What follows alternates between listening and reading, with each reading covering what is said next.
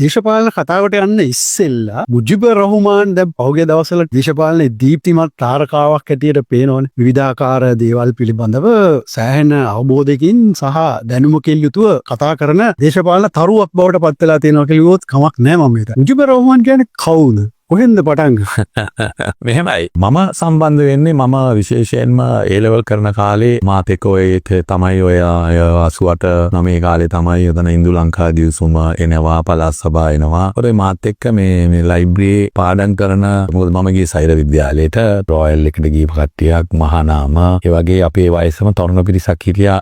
Public library එකේ set එක. ඔව් පබ්ලික් ලයිබ්‍රරි සෙට් එකකුත් හිටියා. මේ පොළොන්නරුව ලයිබ්‍රරි එකේ සෙට් එකක් හිටියා. ඒ කට්ටිය හැමතිස්සෙම අපි එක්ක මා එක්ක පාලනික කතා කරනවා. ඒ කතා කරලා තමයි වාමාංශික අපේ නොසම් සමාජ පක්ෂයත් එක්ක සම්බන්ධ වෙන්නේ. දේශපාලනය එතනින් තමයි දේශපාලනයට ඇතුළත්. ඒ කියන්නේ නොසම සමාජ පක්ෂෙන් තමයි දේශපාලනය පටන් ගන්නේ. ඔව් දේශපාලනය පටන් ගන්න. ඒ එහෙම පටන් අරගෙන ඊළඟට ක්‍රියාකාරීව දේශපාලනයට එන්නේ. ඇවිල්ලා ඊට පස්සේ අපි වෙනම මුස්ලිම් දේශපාලන පක්ෂයක් ගොඩනගනවා. 94 වගේ වෙනකොට. ඒකත් අවුරුදු 6ක් 7ක් ඉඳලා කරලා ඊළඟට මොකද ඒකේ නම මුස්ලිම් එක්සත් විමුක්ති පෙරමුණ කියලා. මම ඒකේ ලේකම්වරයා. ඒ කාලේ හැබැයි මම හිතන්නේ අර ජනවාර්ගික යුද්ධෙම තිබිච්ච කාලේ සීසන ක්‍රියාකාරී සෑහෙන ක්‍රියාකාරී වැඩ කරා අපි ඒ කාලේ. එතකොට 93ට කලින් මම හිතන්නේ අපි මම වැඩ කරා. එතකොට ඔය JVP එකත් එක්ක තිබුණ අන්තර් විශ්වවිද්‍යාලය බල මණ්ඩලයේ එතකොට මම හිතන්නේ කැඳවුම් කරුවිටි සුගත් අලහපොන් තමයි හිටියේ ආයුර්වේද ඒකේ හිටපු විශ්වනායකේ. ඒගොල්ලෝ එක ඉතා ළඟින්ම වැඩ කරා. 94 වෙනකම්ම ෆිස් ජන සහයෝගිතා ව්‍යාපාරය කියන්නේ JVP එක අන්ඩර්ග්‍රවුන්ඩ් ගිය කාලේ ඒ කියන්නේ එළියට එන්න බැරුව හිටපු කාලේ. ඒකේදී හුඟක් වැඩ කොටසක් කරා. ඒගොල්ලන්ට ඒකට රට වටේ ගියේ රැස්වීම වලේම ප්‍රධාන කතිකෙක් හැටියටත් මම ඒකේ හිටියා. රයිද වික්‍රම බාහුල ඔය එතන ලොකු ගෲප් එකක් හිටියා. ඊළඟට 2005 තමයි මම එක්සත් ජාතික පක්ෂයත් එක්ක සම්බන්ධ වෙන්නේ. 2005 ජනාධිපති මැතිවරණයත් එක්ක. ඒතර ඒ පෙරමුණට මොකද උනේ? ඒක විසිරුවා හැරියද?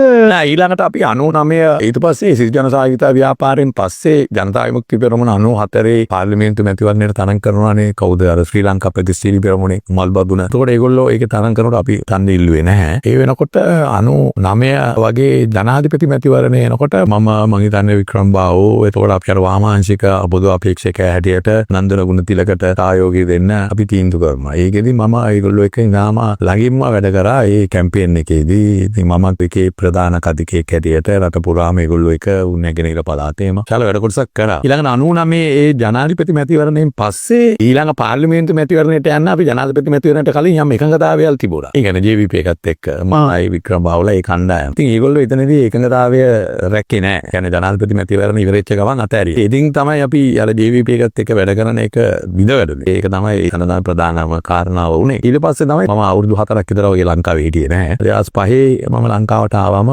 මට එක්සත් ජාතික පක්ෂයේ හිටපු ගොඩක් අය කතා කරලා ගියා ඔබතුමා වගේ අපිට අවශ්‍යයි ඇවිල්ලා UMP එකත් එක්ක වැඩ කරමු කියලා. මම කල්පනා කරා රටේ දේශපාලන පැත්තේ දිහා බලන විශේෂම ජාතික ප්‍රශ්න සම්බන්ධව ඒගොල්ලන්ගේ ධර්ම මතයයි අනිකුත් එතකොට හිටියේ මහින්ද රාජපක්ෂයි UMP එකේ අතරනේ තිබුණේ තරංගේ. මම කල්පනා කරා මට වඩාත් ෆ්ලෙක්සිබල් කියන්නේ වැඩ කරන්න පහසු. ඒ කියන්නේ ඒගොල්ලන්ගේ සියලු දේට එකඟ වෙන්නේ නැහැ. නමුත් අනිත් ඈත් එක්ක කම්පයර් කරනකොට මට යම් කිසි වැඩ කොටසක් මේක තුල කරන්න පුළුවන් කියලා තමයි මම UMP එකත් එක්ක 2005 ජනාධිපති මැතිවරණයේදී සම්බන්ධ වෙලා. ඒ කාලේ එනකොට ඇත්තටම UMP එකට කොළඹ මුස්ලිම් ජනපදනමත් විශාල වශයෙන් විශාල වශයෙන් තදපදනමක් තිබුණා. නැගෙනහිර තාල ජනපදනමක් තිබුණා. ඉතින් ඇත්තටම එදා රනිල් වික්‍රමසිංහ පෙරදුන තිතාම සුළු සංඛ්‍යාවකින් ජන ව්‍යාපාරෙත් එක්ක මම සම්බන්ධ වෙලා ඊළඟට 2006 සභා මැතිවරණයට ඉල්ලනවා UMP එකෙන් ලයිස්තුව රිජෙක්ට් වෙනවා. ඊළඟට 2009 පළාත් සභාවට තරඟ කරනවා. මට අවස්ථාව ලබා දුන්නේ ඇත්තටම මාරු ඊටු සංවිධායකතුමා. ලැබුණාට පස්සේ 2009 පළාත් සභාව ඉල්ලනවා. ඊළඟට 2012 මම එක්සත් ජාතික පක්ෂයේ මැදකොළඹ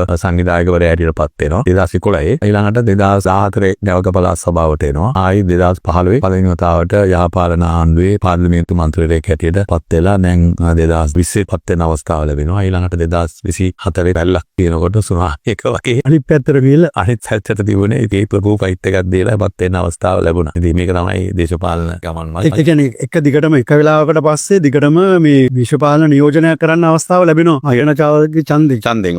මගේ මේ පවුල් පස්සේ බිම නම් එහෙම ලොකු දේශපාලන තාත්තගුරුවරයෙක් කොහෙද ගම කොළඹද? මම කොළඹයි අම්මා කොළඹ ඉතින් මම ඉපදුනේ කොළඹ හැදුනේ වැඩුනේ කොළඹ තාත්තා බේරුවද ඒ වුණාට අම්මගේ පැත්තෙන් තමයි සම්බන්ධකම් වැඩි මොකද කොළඹ හැදුන වැඩනේ හින්දා මේ අම්මගේ අයත් එක්ක තමයි හුඟක් සම්බන්ධකම් වැඩියෙන් තියෙන්නේ ඒ වගේම තාත්තා සමසමාජ පක්ෂයේ තමයි දේශපාලන වශයෙන් අපි පොඩි එතකොට මට මතකයි තාත්තා මේ මැයිදිනේට මේ යනවා ඒ වගේ මේ පොඩි එහෙම වසුවීමක් තමයි තිබුණේ ඉතින් ඒකත් තාත්තගේ 80 වැඩ වර්ජනයෙන් ගුරු වෘත්තිය නැති වුණාට පස්සේ එහෙම ලෝකෝට තාත්තා දේශපාලන මේ සම්බන්ධකම් පැවැත්වුවේ නැහැ ඊට පස්සේ තාත්තා මැද පෙරදිග ගියා 80 ප්‍රස්තාව නැති වුණාද තාත්තට?